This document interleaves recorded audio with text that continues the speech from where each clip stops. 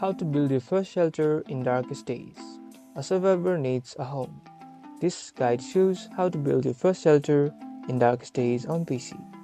Press the B key to enter build mode. On PC, you'll see a grid on the ground. Select the foundation piece first. This is the base for your entire home. Use your mouse to rotate the piece until it snaps into place. Once the floor is down, select walls and doors. Click to place them.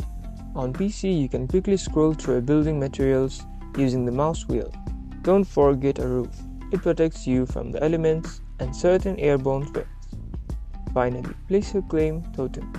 This protects your shelter from decaying and prevents other players from building too close to you. Interact with it to deposit wood and stone to keep your base maintained. Your home is now secure. Like and subscribe for more darkest days base building tips.